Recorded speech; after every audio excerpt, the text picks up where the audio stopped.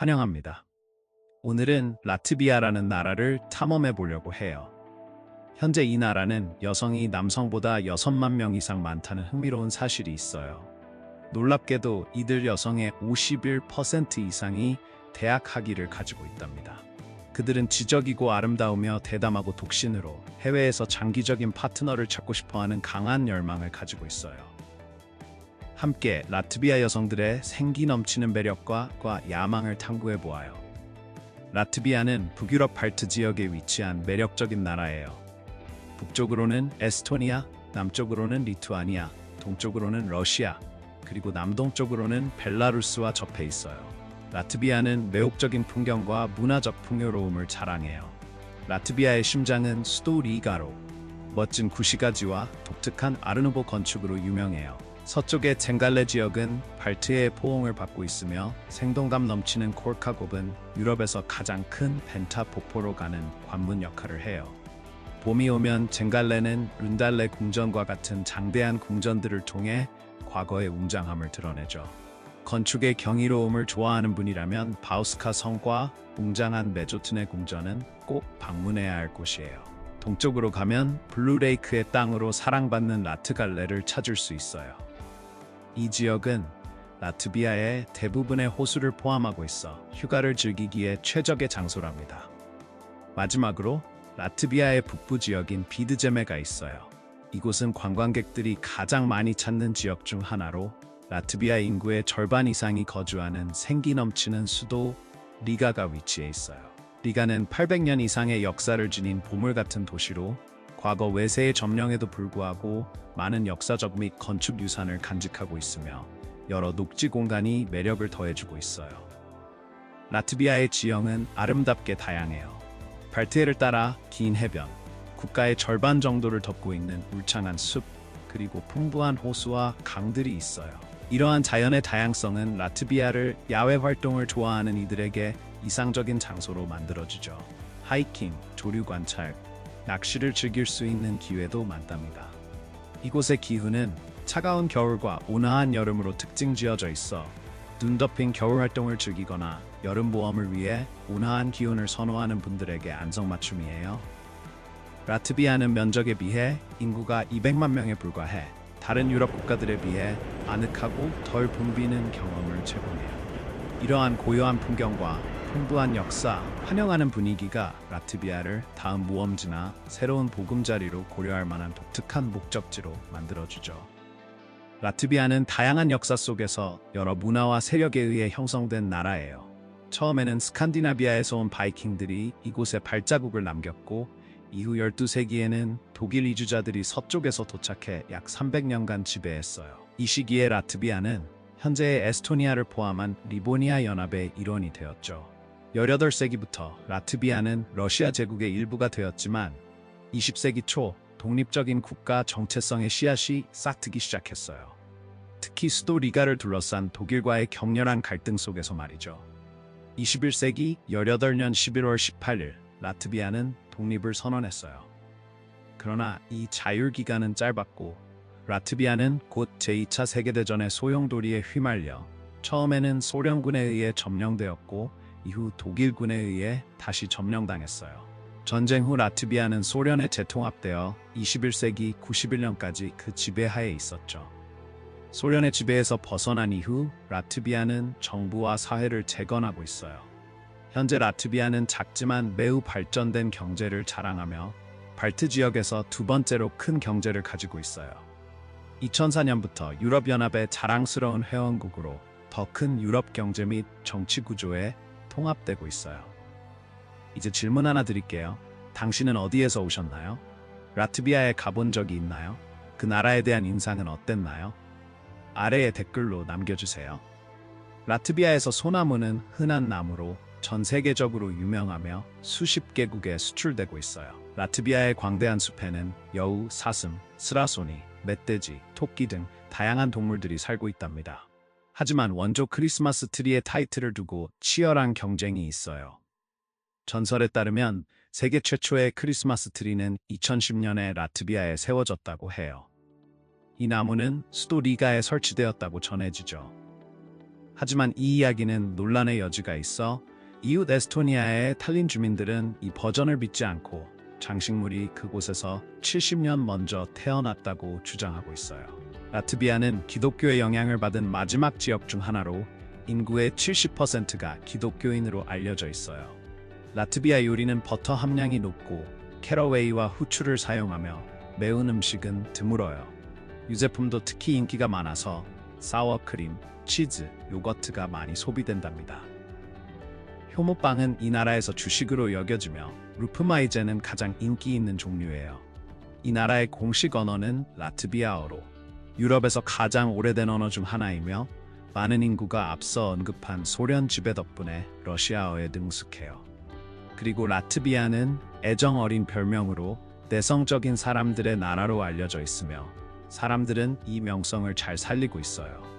라트비아 사람들은 너무 수줍어서 엘리베이터 대기 중 이웃과 마주치지 않기 위해 건물 로비가 비기를 기다리는 경향이 있어요. 낯선 사람들에 대해서도 매우 조심스러운 편이에요. 라트비아에서는 축제가 사람들의 마음과 정신을 사로잡아요. 특히 매혹적인 여름철 축제인 자니는 23일 여름 솔스티스와 일치해요.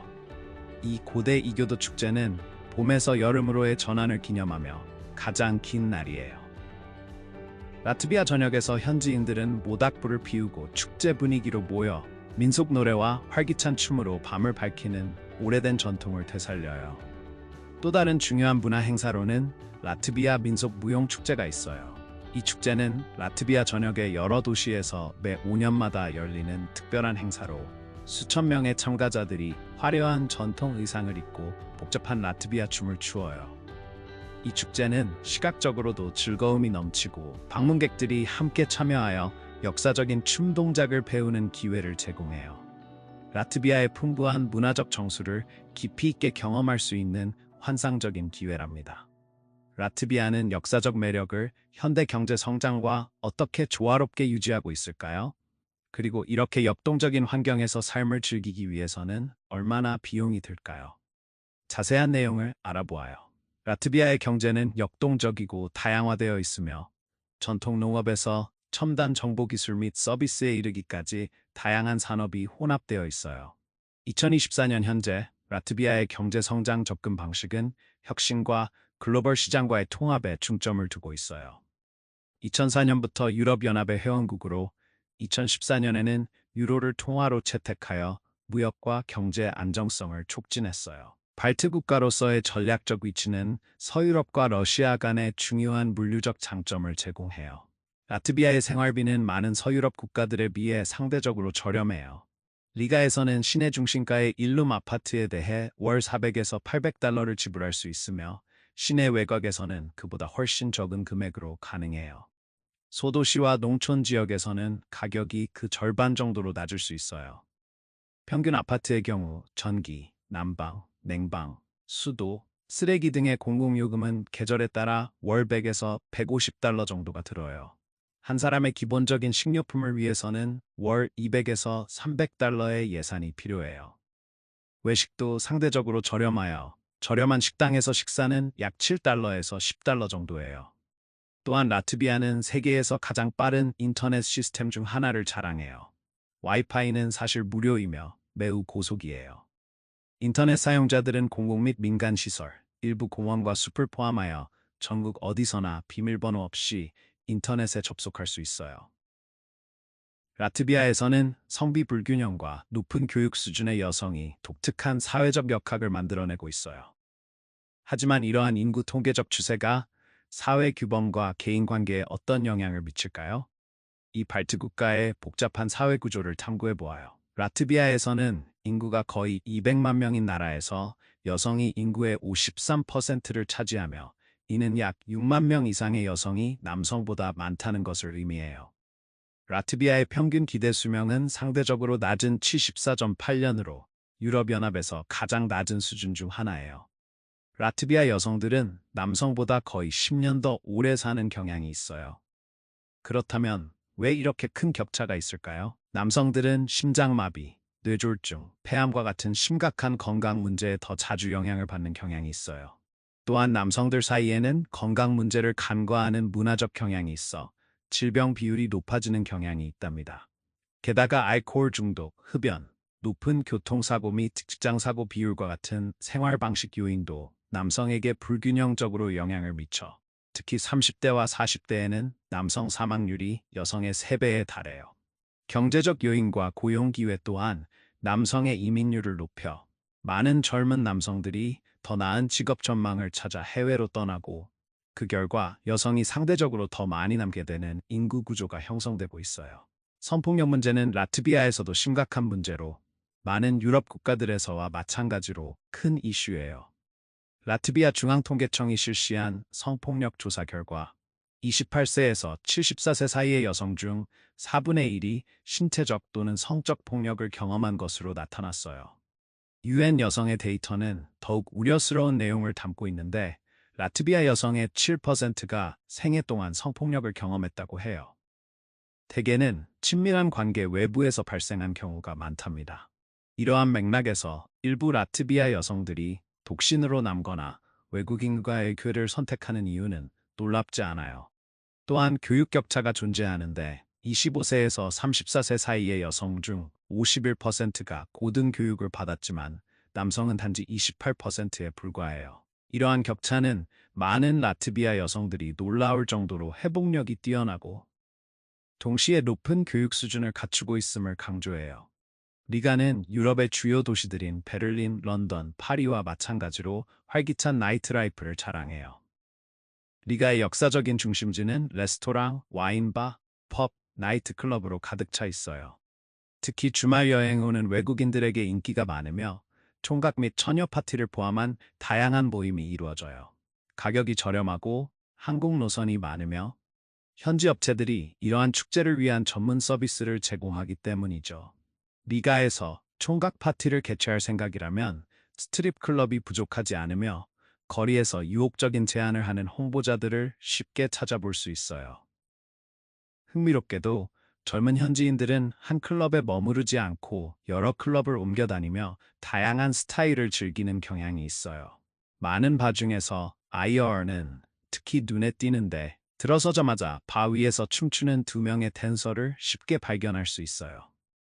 하지만 리가의 매혹적인 나이트라이프와 눈부신 아름다움은 때때로 관광객들이 예상보다 더 많은 돈을 쓰게 만들기도 해요. 리가의 중심가를 거닐다 보면 많은 여성들이 특별한 관심을 주는 것처럼 느껴질 수 있어요. 하지만 나이트라이프 전문가들에게 주의하세요. 겉보기에는 무해한 대화가 음료수를 사게 만들 수 있으며 그 사이에 그녀가 고가의 스페셜 음료를 주문하게 하고 더 사적인 공간으로 옮기도록 설득할 수 있어요. 직원들과의 대화는 암호처럼 느껴질 수 있으며 밤이 끝나갈 무렵에는 메뉴에서 가장 비싼 와인을 청구받게 될 수도 있어요. 이 여성들은 관광객들이 사는 음료에서 수수료를 받기 때문이죠.